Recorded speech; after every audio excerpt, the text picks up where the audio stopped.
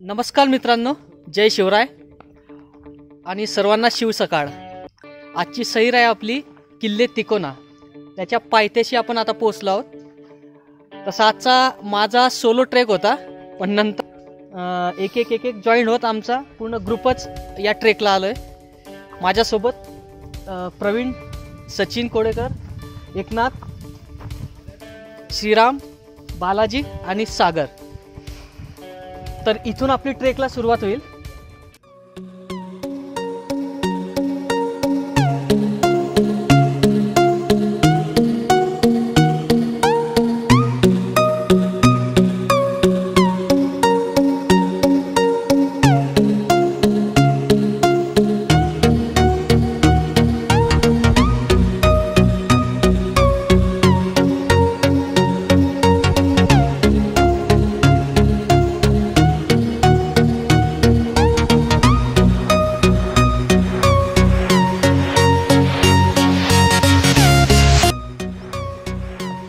चला पटपट।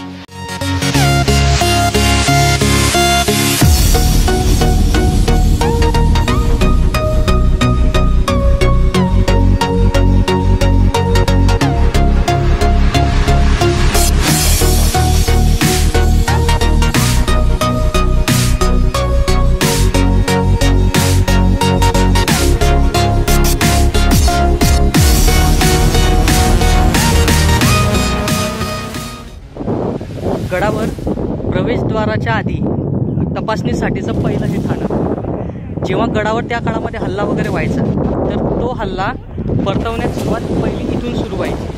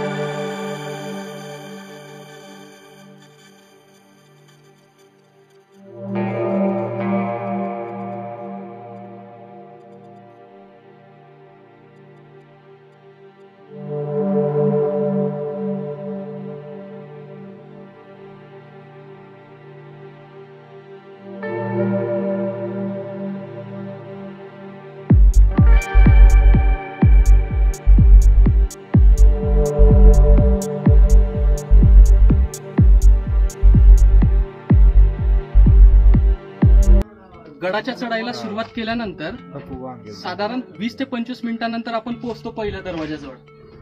आणि हा पहिला दरवाजा जर पाहिला तर याचं काम आत्ताच केलंय आणि हे काम केलंय सह्याद्री प्रतिष्ठानने. त्यांचं जे काम आहे हे खूप प्रशंसनीय आहे आणि त्यांच्या या कामाला आमच्या सगळ्यांकडनं एक मानाचा मुजरा.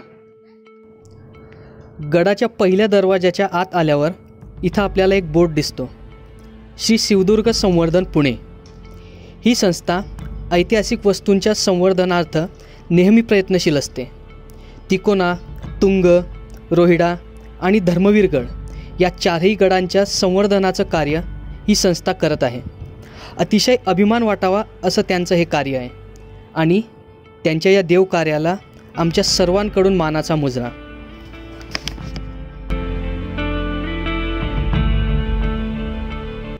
गडाच्या दुसऱ्या दरवाजापासून थोडं वर आल्यानंतर इथं भली मोठी एक मारुतीची मूर्ती आपल्याला दिसते.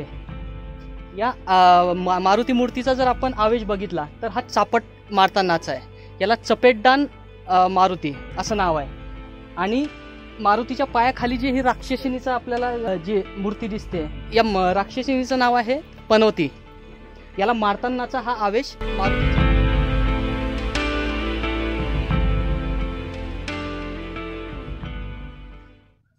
गडाचा दुसरा दरवाजा पास केल्यानंतर आपण येतो इथं काही वाड्याचे अवशेष आहेत.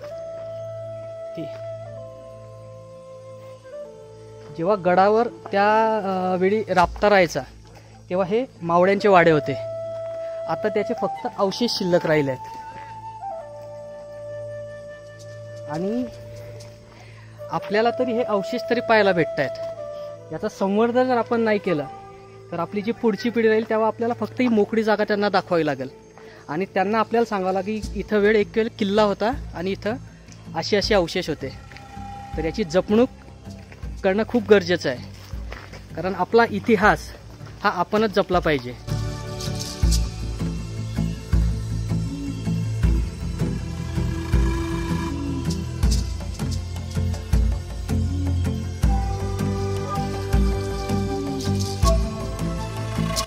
इथे पिण्याच्या पाण्याच्या तळ्याच्या वर श्री तळजाई देवीचे मंदिर आणि काही लेण्या पाहायला मिळतात. इथं रात्री पावसाळ्यात सोडलं तर मुक्कामाची सोय पण आहे.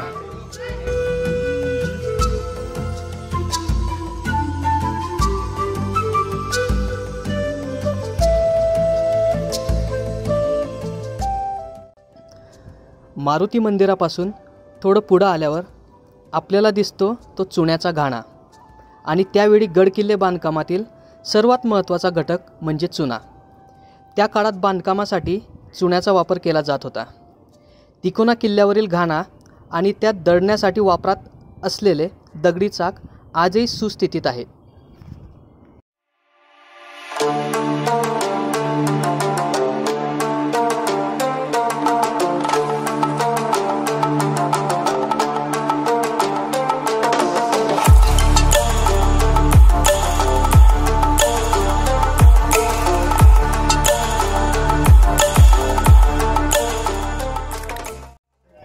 दुसऱ्या दरवाजाच्या थोड्या पुढे आल्यानंतर बालेकिल्ल्याची खरी चढाई चालू होते ती इथून. खरा कस लागतो तो इथंच.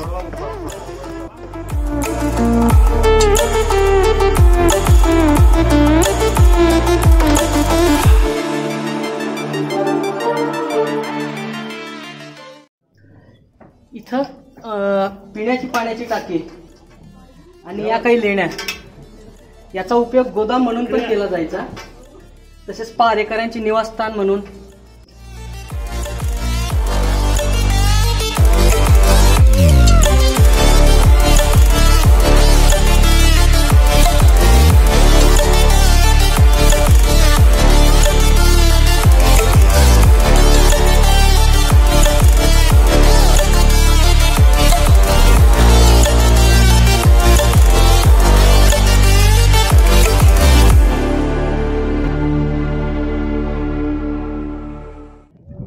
बालेकिल्ल्याच्या खड्या चढाईनंतर वर आल्यावर दर्शन होतं ते वितंडेश्वराच्या मंदिराचं.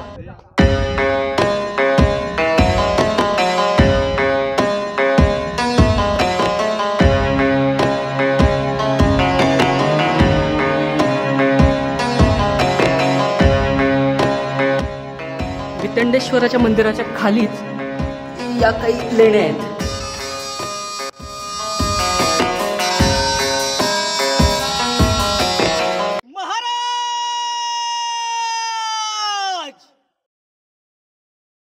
गणपती, गजपती, श्रीपती, अश्वपती, भूपती, दुर्गपती, प्रजापती, स्वर्णरत्न श्रीपती, अष्टावधान जागृत, अष्टप्रधान विष्टित, न्यायालंकार मंडित, शस्त्रास्त्र शास्त्र पारंगत, राजनीती धुरंधर, प्रौढ प्रताप पुरंदर, क्षत्रिय कुलवर्तंस, स्वर्ण सिंहासनाधीश्वर,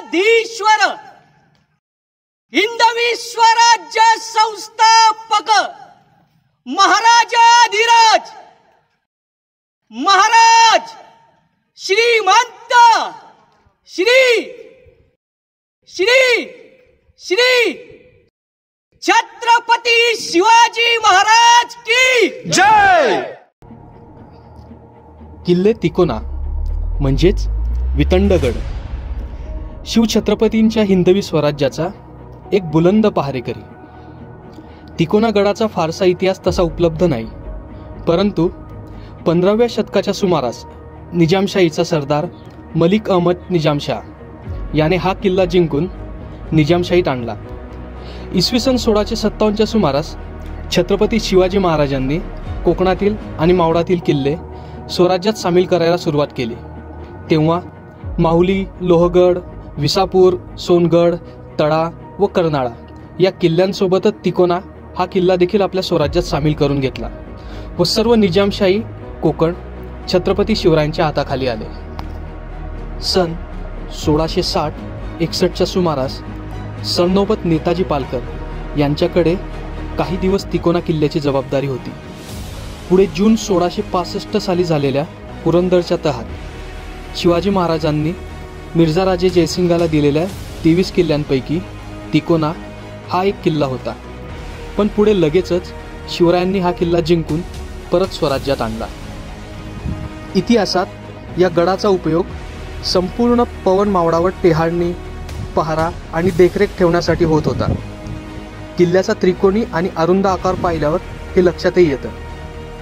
बाले किल्ल्यावरून समोर उभा असणारा तुंग, लोहगड, विसापूर, बातराशीचा डोंगर, जांभुडीचा डोंगर आणि पवनेचा परिसर आपण बघू शकतो. गडाचा परिसर जास्त मोठा नसल्यामुळे साधारण तासाभरात गड पाहून होतो. असंही म्हटलं जातं की इसवी सन 1682च्या ऑगस्ट महिन्यात छत्रपती संभाजी महाराज व शहजादा अकबर यांची भेट झाली. या भेटीनंतर अकबर तिकोना किल्ल्यावर राहण्यास आला. मात्र येथील हवा न मानवल्याने त्याला जैतापूर येथे धाडण्यात आले. तसेच इसवी सन 1818 मध्ये तिकोना किल्ल्यावर छोट्या मोठ्या प्रमाणात फार लढाया झाल्या आणि यात किल्ल्याचे बऱ्यापैकी नुकसान झाले.